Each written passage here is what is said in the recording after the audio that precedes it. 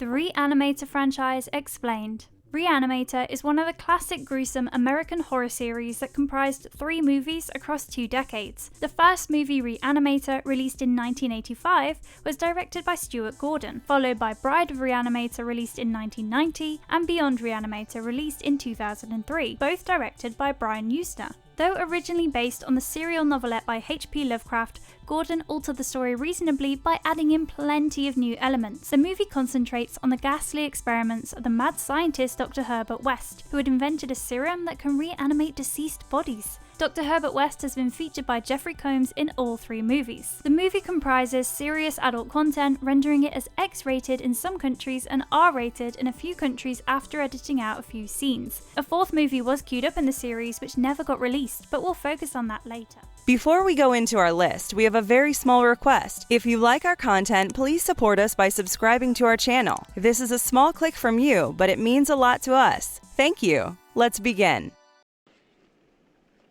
15 seconds, I'll show you.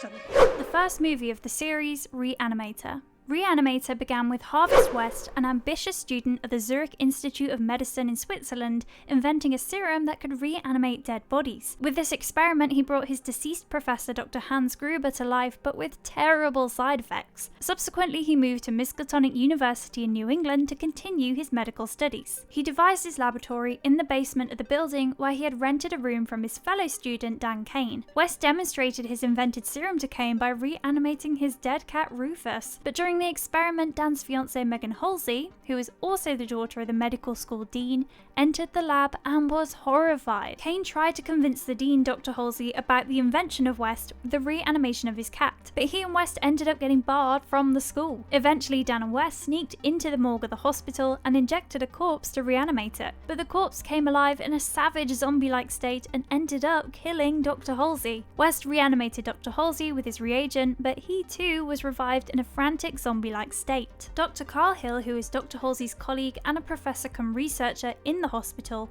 while operating on Dr. Halsey, understood that he was reanimated. He then tried to blackmail West to hand over his notes and serum to him, as he wanted the entire credit for the research. West fooled him and managed to kill him by cutting off his head. This time, West decided to reanimate Dr. Hill's head and body separately. While West was interrogating Dr. Hill's head, the body attacked West and fled with the serum and notes. As a strange consequence, Dr. Hill developed a peculiar power to control other reanimated corpses with telepathy. With this newly acquired power, Dr. Hill compels Dr. Halsey to abduct Megan and bring her to him, where he assaulted her sexually. Luckily, West and Dan reached the spot just in time to save Megan and learnt about Dr. Hill's new telepathic ability. However, Megan's voice evoked the fatherly instinct in Dr. Halsey, who started combating other corpses, enabling Dan and Megan to flee from the enthralling situation. Amidst the ongoing commotion, West injected Dr. Hill with a high overdose of his reagent, which led to a rapid mutation in his body, and he attacked West. West screamed aloud and requested Dan to escape with all his research and serum. Dan recovered everything, and while he and Megan fled,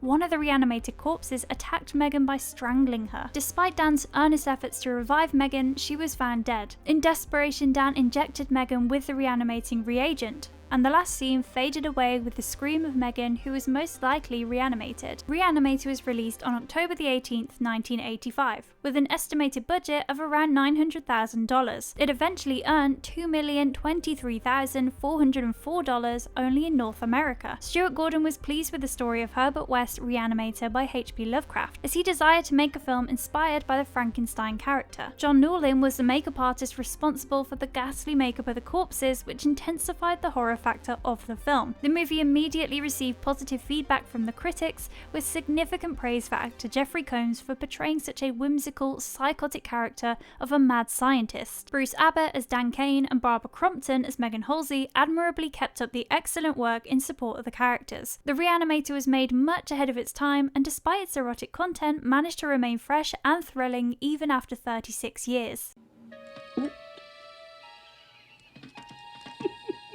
The following movie, Bride of Re-Animator. Bride of Re-Animator, released in 1990 and directed by Brian Yuzna, is the sequel of Gordon's Re-Animator. The movie roughly follows the 5th and 6th chapters of Lovecraft's original story. The story commenced after 8 months from where the previous movie ended. Dr. Herbert West and Dr. Dan Kane were engaged as medical practitioners amidst a civil war in Peru. With abundant corpses in war casualty, they continue their experiments of reanimation. After the enemy conquered the medical facility, West and Kane returned to Miskatonic University and resumed their jobs as doctors, while West continued his experiments in the basement laboratory at Kane's house. With the due advance in research work, West realizes that his serum can reanimate body parts separately, and he was determined to create an entire living person using distinct reanimated body parts. Consequently, West discovered the heart of Megan Halsey, who was Kane's fiancée, and decided to revive Megan with her heart. Inside the hospital morgue, the pathologist Dr. Wilbur Graves unearthed an unused vial of reanimating serum and the severed head of Dr. Carl Hill, and incidentally reanimated Dr. Hill's head. A police officer, Lieutenant Leslie Chapham, started his investigation on West and Kane as they solely survived the Miskatonic massacre. He also bore a severe grudge against them as his wife became one of the zombie-like reanimated corpses of the massacre. When Chapham detected the corpse-filled lab of West, a fierce conflict commenced between them, where West killed Chapham. Intending to shield his crime, West reanimated Chapham, who violently stormed out into the cemetery nearby. Dr. Hill too was determined to avenge his death by slaying West. He retained his telepathic power to control minds, and hence he used Chapham to compel Dr. Graves to stitch bat wings on his neck so that he regains mobility. Meanwhile, West and Kane had completed forming the new body of Megan and injected the serum into her heart. West received a parcel, and on opening it, Dr. Hill's winged head comes out, and with his command, all zombie-like corpses from the previous massacre break into Kane's house. Kane and West retreated to the lab where the reanimated bride had awoken. A fierce fight broke out between the bride and Kane's present girlfriend, Francesca Donnelly, whom he met in Peru. But Kane chose Francesca over the bride. Heartbroken and frustrated, the bride ripped Megan's heart from her body and fell into pieces. West, Kane, and Francesca fled from Hill and his zombies and hid in the crypt of the adjoining cemetery. All the test subjects of West also arose and advanced towards them. The unstable crypt collapsed and everyone got stranded in the debris. Kane and Francesca just managed to escape and land safely in the cemetery. The movie ended with Hill laughing frantically while Megan's heart, grasped by the bride's hand, finally stopped beating. The sequel of a blockbuster film often falls short of expectations, and Bride of Re-Animator was no exception. Director Brian Yuzna definitely deserves admiration as he kept up the spirit of the original movie, but somewhere the storyline itself loses the thrill and jam-packed excitement. Jeffry Combs and Bruce Abbott continued their excellent performances, but actress Barbara Crompton refused to work in the sequel as she was not satisfied with such a minor role. Though the film was nominated for a Saturn Award for Best Horror Film, the film remained a forgettable and wasted sequel. Hurry up.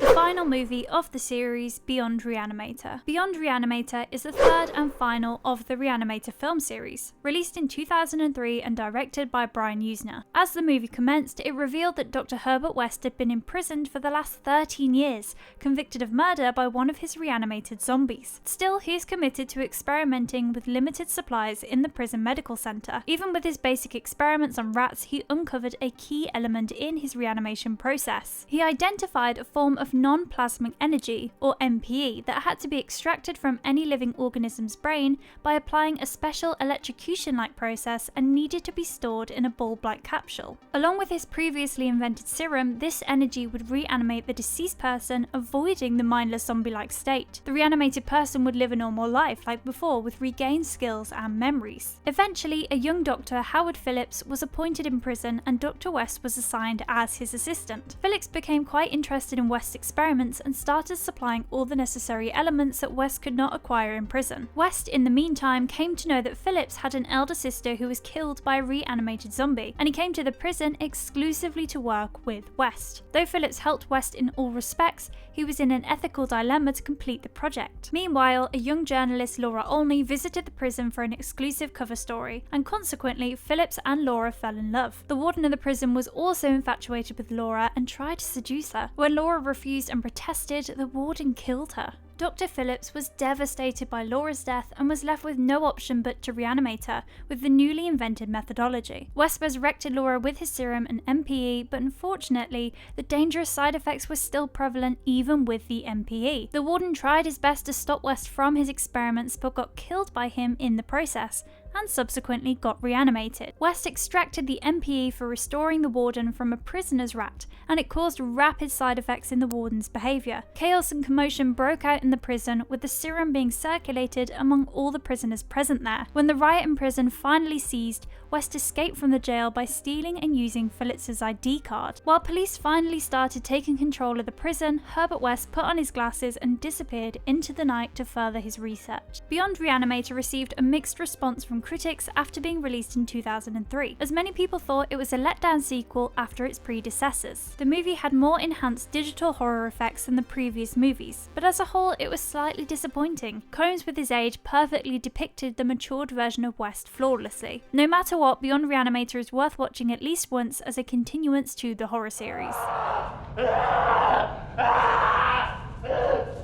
Why Re-Animator 4 never got made. House of Re-Animator, the fourth movie in the Re-Animator series, was planned to be made in 2006, when George Bush was the president of the USA. Stuart Gordon was again supposed to return as the director of the movie. The character of Dan Kane was also planned to be revived in the movie, though his character was absent in the previous sequel, Beyond Re-Animator. The story was supposed to revolve around the American president who died in his office, and Dr. West was requested to reanimate the president with his serum. Though the president of the movie did not resemble President Bush, the killing of the president seems somewhat unwanted. Hence, the producers stepped back from the project as they had no intention of offending the White House. By the time the project got momentum, Barack Obama had become the president of the USA, and creating a movie with the zombie-like state of the previous president was strictly avoided. House of Re-Animator thus only remained as a plot and was never filmed.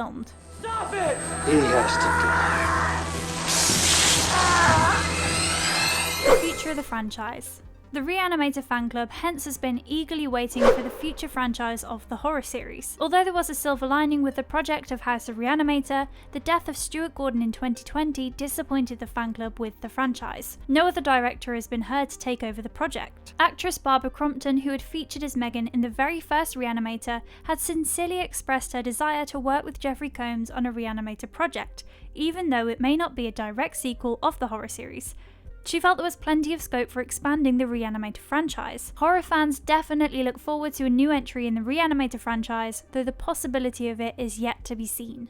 This is all the time we had for today's episode. We hope you guys liked it. It would be awesome if you guys can take some time to subscribe to our channel. And don't forget to tell us which topic you want us to cover in the comment section. Have a fantastic day ahead and stay safe.